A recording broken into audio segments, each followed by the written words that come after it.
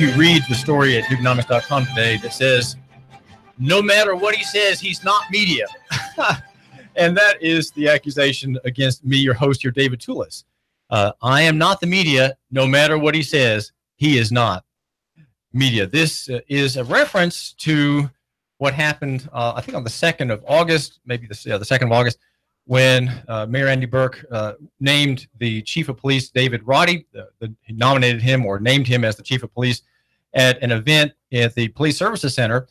And because I'm an annoyance to the mayor and perhaps an annoyance to certain high police officials who are in charge of policy among the ranks, I'm not in the favored group. Now, I'm not going to say that other press in Chattanooga are sycophants or or toe lappers or anything like that. That's not really fair. But let's just say perhaps they don't really ask hard questions, and no one seems to know what to do with me who asks the dumb questions. And that's why you have me as your host here, and that's why you patronize my wonderful advertisers here at Nooga Radio, because you want me to stay on the air. You want to keep me on the job, asking the tough questions, or let's just say asking the dumb questions. I'll admit they are dumb questions, and I am the slow man of Chattanooga, and that's why I think I'm of use to you.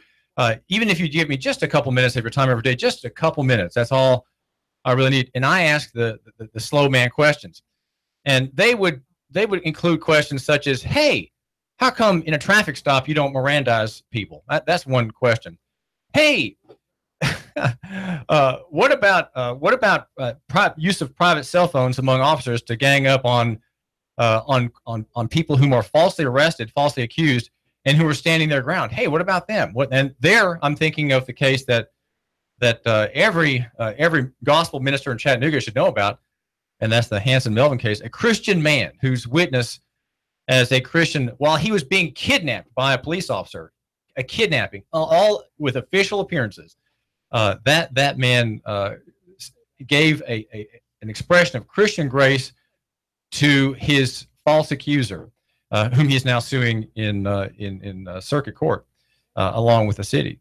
These are the kinds of questions that I'm asking. And hey, what about the Stevenson execution of the plumber in East Ridge? Is that going to happen in Chattanooga? Or what can be done in the training protocols at the academy to make sure that we don't have another Javerio Eagle execution in Chattanooga? We had that, and the Stevenson execution of Todd Browning was extraordinary. It is an extraordinary event captured on video. It's on YouTube with the brass pieces from the military grade rifle being fired point blank at this poor plumber, clattering against the window of the cruiser. 5 exclamation points, and down goes Mr. Browning. His arms were at his side when the bullets hit, and yet there was a line drawn in the sand by the officer under their legacy training that police have been using for decades and decades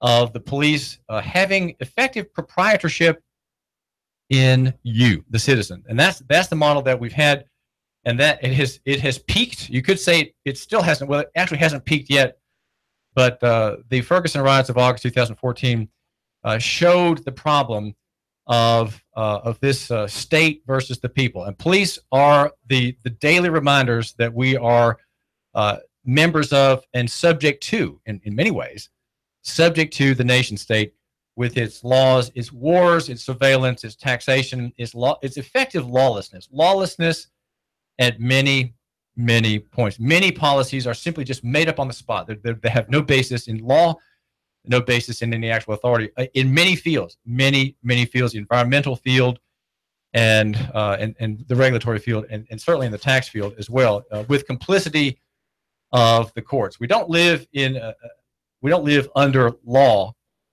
anymore. And yet at the same time, I'm like Mayor Burke. Mayor Burke wants you to be practical in fighting racism, right? In fighting white supremacy. So he gives suggestions on what to do. I do the same thing. There are suggestions on what to do to stand your ground and to not be humiliated.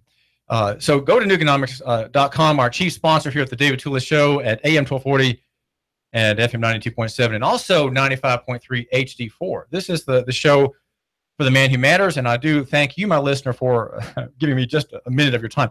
And go to Nooganomics.com. The story is, it's not a bad story. Of course, the problem is I'm in it. So it's kind of hard to write a story as a piece of journalism when you are in the story. And I do the best I can. And, there's no slapping anybody around. It just states what happened. And it reports the open records request results, very, very impoverished results on that. But the mayor is smart enough not to make written communications about any press ban. And I'm under a press ban with the mayor's office.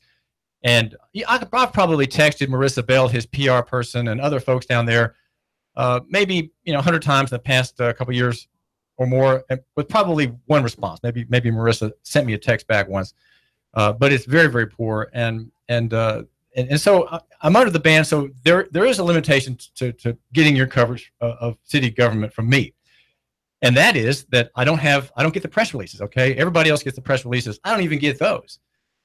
So I may not be as prompt as others in getting the important news out about what the mayor is saying and doing. You'll have to go to the other platforms for that. But if you want to know what these things mean, well, then, okay, now we know the news. Now the question is, what does Bowtie say? And that's the question. What does Bowtie have to say about this? And hopefully, if you give me just that minute of your time, or drop in at Nooganomics.com, to which you should subscribe, by the way. You should subscribe to that blog. Then you can get some perspective. And that's what I hope to do in a compressed space, in a compressed time, not taking much of your time at all. Just say, here is what you need to know. And this is how the deep state works. And much of what I have to say comes from this legal analysis. It is kind of a deep state analysis, not just of city government, but other things as well, important trends that are visible only if you have an interest in liberty, which I know you do. And I appreciate your agreeing with me that we should love our neighbors and we should buy local. My thinking is that we should favor near over far, small over big, and simple than complex. And of course, these are highly disputed points. I like to tell people, I cover the free market. I cover the free market as a reporter and an editorialist, and that's highly controversial. So people are always surprised to think, you mean economics can be controversial? and well, they are. And fighting back against me in the footnotes are the good people in Washington and elsewhere, and all their shills locally, and they would say they would disagree with my footnotes. Even there in the footnotes, they are present, nagging at you. I say personal is better than corporate, and physical than abstract. And there they say, well, hold on. That's not true. That's not true. Why would you want to take personal responsibility? Why would you need to have personal risk? Don't carry cash because someone may knock you down and take your money from you. All the things that are about the digital tapeworm economy, the debt-riddled, debt-burdened, unsustainable national promissory note economy that we have all around us. That's what they support, and they don't want you to believe me. Do not believe David Tulis. He is not the media. Do not let him in. He is not to be trusted. He's not the media. So that's fine. I'm the press. I'll put it that way. I'm not the media. I'm the press. And that way, one of my correspondents said, "Don't forget, David, you're not the media. You're the press, because the press has protections." And that is what I would claim up front. Well, Mayor Burke's, you might say Mayor Burke's anger, his anxiety over the city being connected with a Confederate cemetery that holds the American dead, right? American dead from the war on both sides are considered legally the same. They're not distinguishable before the government, the good people in Washington. It is a kind of virtue signaling, and I'm not going to be upset that Andy Burke is doing that. You just have to expect it, okay? Just expect that he will do things like that because he's a Democrat. He has political ambitions, and the problem with him is he says, well, if I don't do something, then people who are doing research on me when I run for governor, run for senator, they'll dig that up and they'll say, well, Andy, how come you didn't do anything about that? We all knew about it, and you just sat there. Why weren't you declaiming white racism and white supremacy? Why did you not separate yourself from that odious connection with our city? or with that city from which you're the mayor. So he has to do it because he's afraid. It's like defensive medicine, right? You're looking over your shoulder at not litigation, but you're looking over your shoulder at the future dirt diggers against you in the primary. That's kind of what he's facing there. He doesn't want to be criticized for not speaking out when he could, and so he's thrown into the news hopper for the day or for the week, I guess. This indignation at our connection and the proper statements, among which is the one that the Confederate soldiers fought against America. That is just juicy. That is just excellent. I'll just say that's excellent. You can't beat that kind of discussion. It's just superior in every way. But now let me ask a question about let me change the subject, and that would be about the number of black children slain in Tennessee. And city government has long endorsed the slaying of black children in Tennessee. When the abortion clinic was open, the mayors and the police department, of course, these are the mayor. The mayor is the executive branch, and the police department is an executive agency. Were behind the protection of a corporation called Chattanooga Women's Clinic, run by a devout feminist, with legal support from Selma Cash Patey and others, the lawyer Selma Cash Patey and others in Chattanooga. And the important thing about the destruction of 30,000 children in Chattanooga over maybe a 19 or maybe 21-year period, from about 1974 to 1992, I think maybe is when that was. It's been 20-some years. I'm not getting the year count right here in my mind, but it's been about 20 years. And David Tulis, your host here, was involved in that, in reporting on it, and also being a picketer with my wife and young children strapped to my chest as we picketed this death mill in Chattanooga with other practicing Christians. Now, in the population, let's look at just quickly population figures in Tennessee. There are 72% white people in Tennessee and 16% black people in Tennessee. In Hamilton County, whites are 73% and blacks are 20%. Hispanics 4%. In Tennessee, in the according to Moldy data by the state, 2015, 8,900 babies were destroyed in a wonderfully termed process called induced termination of pregnancy, ITOP. So if you ever want to know about baby killing figures, go to our superior, our protector, the Tennessee government, and this Department of Health, the Division of Policy, Planning and Assessment, and look up ITOP. So just do induced termination of pregnancy. That's the term, ITOP. And you can get the latest of the Moldy data. Why does it take 2 years to get current? How come all the data is trailing by 2 years? Why is that? There's got to be a reason for it. Well, of the 8,900 boys and girls killed by clinicians, by doctors in Nashville, the Tri-Cities, and Knoxville, and elsewhere, 8,900 slain. Of that number, about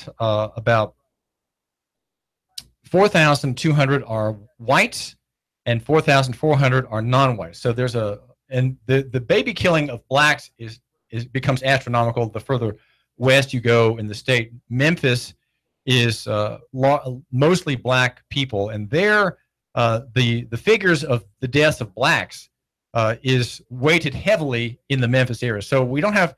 So Mayor Burke can be relieved that the black children in Chattanooga area are not killed in as many numbers by Planned Parenthood and other important providers of female health services. So across the state, it balances out to about half. More, even though blacks are only 16%, they are non-whites account for half of the babies destroyed. So 4,465 boys and girls, non-white.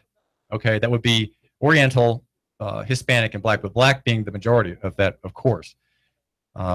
Half are black. Now, these are boys and girls, future doctors, future academicians, future computer programmers, artists, accountants, people who drive trucks, people who travel about in cars, those who have children. These are all human beings made in God's image who are destroyed, right? The God's image that I'm referring to would be those in the first 5 books of the Old Testament, the Pentateuch that Andy Burke believes in, apparently, at the Jewish temple. They acknowledge somewhat the authoritative claims of those 5 books of Moses, which of course Christians do too.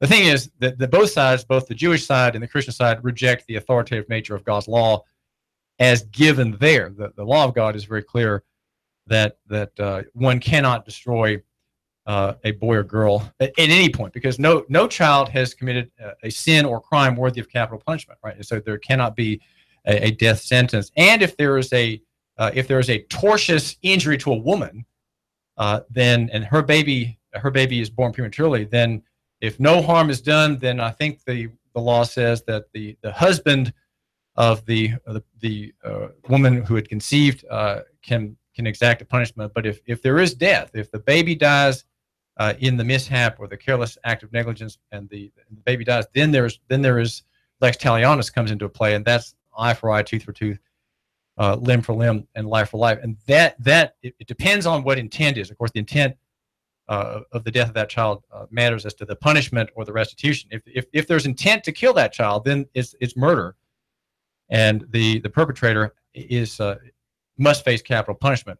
If it's an accident, then it's a matter of tort, and there has to be effectively a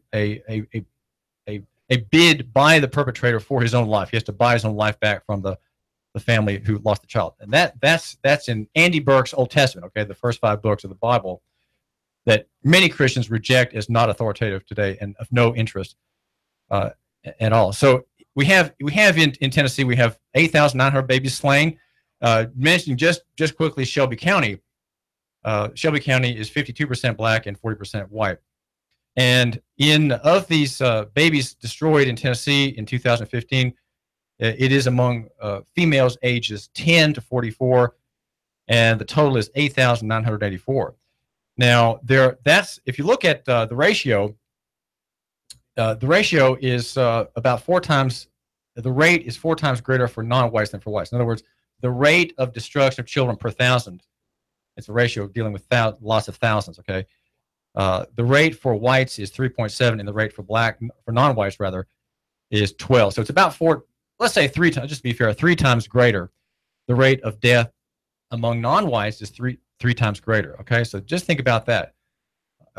Whites are the majority, and yet non-whites are 3 times more likely to be destroyed by the scalpel and the medical vacuum cleaner roaring away there between the legs of that woman, partly sedated on the gurney. She's hearing the sound of her child being sucked apart, piece by piece, limb by limb, leg by leg, arm by arm, trunk by trunk, neck by neck, head by head. That's what's happening in that very noisy, and she's somewhat drowsy. She's kind of half awake. In Tennessee, the births, there's another chart here from the state data. Here, let me just hold this up. We are live, by the way, on YouTube at Hot News Talk Radio, and we're also live on Facebook. Just tune in on Facebook, and you can't, if you're looking at it on Facebook, of course, everything's backwards.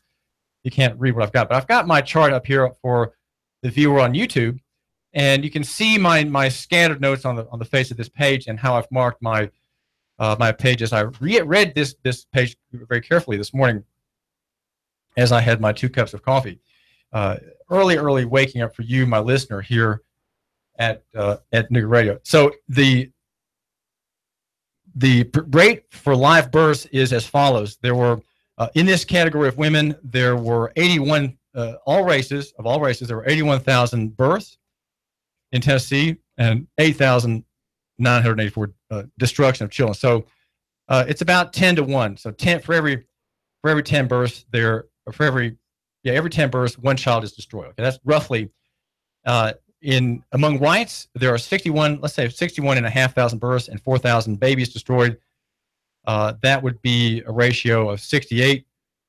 In other words, 68 babies are slain per 1,000 live births. Okay, and then among non-whites, you have 19,000 births and 4,400 babies destroyed. So among blacks and Hispanics, you have 234 babies slain per 1,000 live births. So there is an extraordinary, it's about 4 times bigger. So the ratios are 3 or 4 times more for black people, Mayor Burke, than for white people. So you don't care about white people being destroyed, but if you care about, if you're against white supremacy, Mayor Burke and you Democrats out there, why don't you say something about this? How can you not speak about this? Is this unspeakable? Well, it is unspeakable, and we have the state data to prove it. It's unspeakable, and so we won't speak about it at all. But David Tulis is going to ask the question, what about these black children? 3 or 4 times more likely than any white child to be destroyed in utero by Planned Parenthood, which the Democrats support and which Republicans continue to fund in their estimable task representing us in the federal Congress. David Tulis, Radio. In-depth traffic, news, and information.